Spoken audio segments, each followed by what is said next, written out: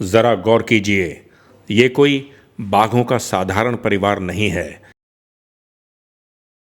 इनमें से एक वो बाघिन है जिसने हाल ही में राजस्थान के रणथंभौर नेशनल पार्क में 2 इंसानों को जान से मार गिराया। नाम है इसका कनकटी।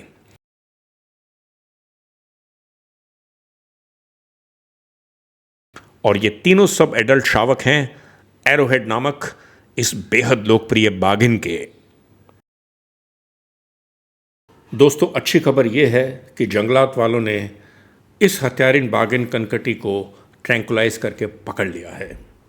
इसे इंसानों और जंगलों से बहुत दूर एक एंक्लोजर में यानी एक बाड़े में कैद कर दिया गया है। लेकिन ये कहानी यहीं खत्म नहीं होती। इस कहानी के तार जुड़े हैं 9 साल पहले से रणथंभौर की सबसे मशहूर बाघिन मछली से। जी हाँ, वही मछली जिसके बारे में कहा जाता है कि दुनिया में सबसे ज़्यादा फोटोग्राफी और वीडियोग्राफी अगर किसी बाघिन की हुई है, किसी टाइगर की हुई है, तो वो मछली की हुई है। हम जब बात कर रहे हैं मछली की, तो हम उन गलतियों की बात भी करेंगे जो मछली के साथ हुई। रणथंभौर में जो ये हादसे हुए हैं अभी, वो कैसे मछली के साथ जुड़े हुए हैं, उस मछली के साथ जिसको मरे हुए 9 साल हो गए हैं। इसके बारे में आज मैं आपको बताऊंगा हमारे टाइगर्स एंड बियॉन्ड के इस एपिसोड में। देखिए, ये मत भूलिए कि मछली बहुत पॉपुलर टाइगर्स थी और उसके ऊपर कई फिल्में भी बनी हैं। इनमें सबसे प्रमुख रही है सुबैया नल्ला मुत्तू की टाइगर क्वीन। इस फिल्म को तो राष्ट्रीय पुरस्कार भी मिला है। लेकिन आपको पता है, मछली को आर्टिफिशियली जिंदा रखा गया, जो आज भी एक बहुत ही विवादास्पद, एक बहुत ही कंट्रोवर्शियल एस्पेक्ट है हमारी एक वाइल्ड लाइफ की हिस्ट्री में। अमूमन एक जंगल के अंदर एक बाघ की जो उम्र होती है वो 12, 13, 14 साल होती है। लेकिन जो मछली सन 2010-2012 के आसपास, जब वो 13-14 साल की हो चुकी थी, 15 साल की होने वाली थी, तो उस समय वो सबसे बड़ा ड्रॉ, सबसे बड़ी जो टूरिस्ट अट्रैक्शन थी रणथंभौर की, वो मछली थी। और रणथंभौर की अथॉरिटीज़ ये कभी नहीं चाहते थे कि भाई मछली जो है यहाँ के लैंडस्केप से गायब हो जाए, क्योंकि दुनिया भर के लोग मछली के नाम से ही खींचे चले आते थे। तो ऐसे में क्या किया गया? ऐसे में मछली को लाइव बेट डाली गई। पाड़े के तौर पर महीने में 4-5 बार उसको डालते थे ताकि उसकी उम्र बढ़ाई जा सके। खैर, उसकी उम्र तो बढ़ी।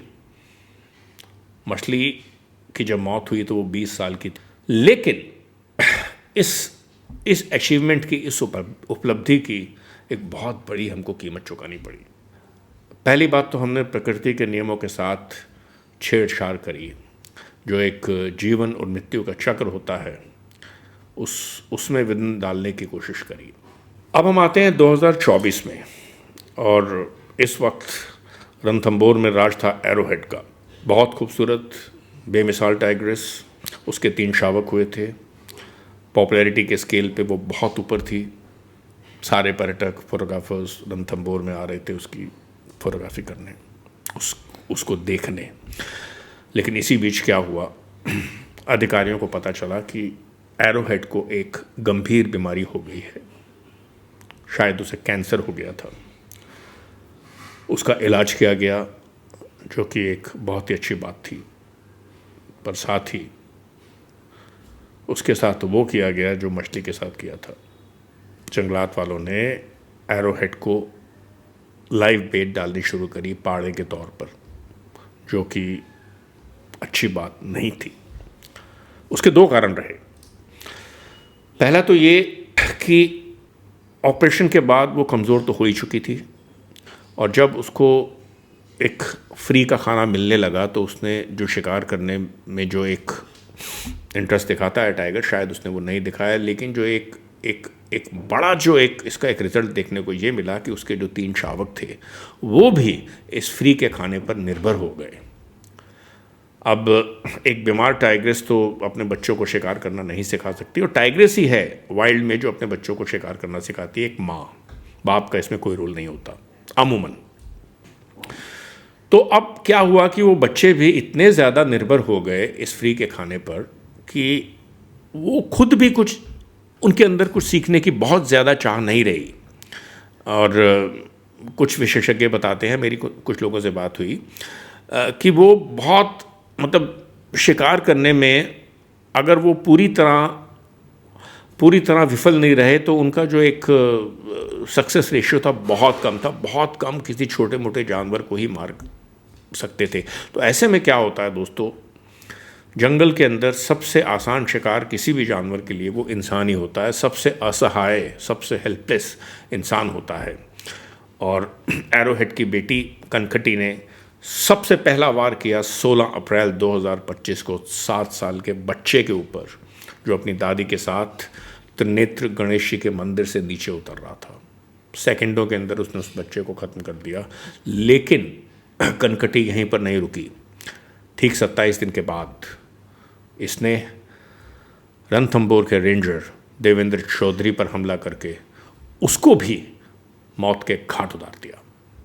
तो अब आपको समझ आ रहा होगा कि कैसे मछली के तार जुड़े हुए हैं एरोहेड के साथ, और कैसे ये जो दो ट्रेजेडीज़ हुई हैं वो कहीं ना कहीं उस गलती की तरफ इशारा करती हैं जो हमने मछली की ज़िंदगी को बढ़ाने के लिए की।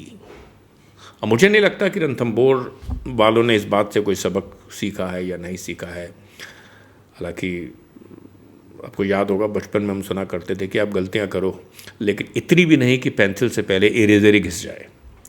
तो मैं आशा करता हूं कि यहाँ पर भी इरेजर नहीं घिसेगा और रणथंबोर वाले जल्दी ही अपने इन कदमों से, अपने इन फैसलों से कुछ सीख लेंगे। अब एक और बड़ा सवाल उठता है कि एरोहेड के जो दूसरे शावक हैं उनका क्या किया जाए, क्योंकि देखो अगर उन तीनों में से एक जो है कंफर्म मैन किलर हो चुकी है, तो आप जो बाकी के जो दो बचे हुए हैं आप उनको 100% इनोसेंट करार नहीं कर सकते। लेकिन अभी तक उनके खिलाफ भी कुछ नहीं है। तो ऐसे में क्या किया जाए? ऐसे में कुछ विशेषज्ञों की राय है कि इन दो शावकों को रणथंबोर के किसी ऐसे इलाके में ले जाया जाए, फ्री छोड़ा जाए उनको, बिल्कुल उनकी आज़ादी में कोई दखल न दिया जाए, जहाँ पर इंसानों की गतिविधियाँ बहुत ज़्यादा ना हों, और वहाँ पर इन दोनों के ऊपर एक कांस्टेंट वॉच रखी जाए, एक निगाह रखी जाए इनके व्यवहार पे, इनके बिहेवियर पे। और अगर लगता है कि भई ये इंसानों की तरफ बहुत ज़्यादा आक्रामक हो रहे हैं, तब फिर कुछ एक कदम उठाए जाने चाहिए। लेकिन इन दो बच्चों के ऊपर इस वक्त निगाह रखना बहुत ही ज़रूरी है। तो ये था हमारा आज का टाइगर्स एंड बियॉन्ड का एपिसोड। मुझे उम्मीद है आपको पसंद आया होगा। तो मिलते हैं जल्दी ही एक नए एपिसोड के साथ।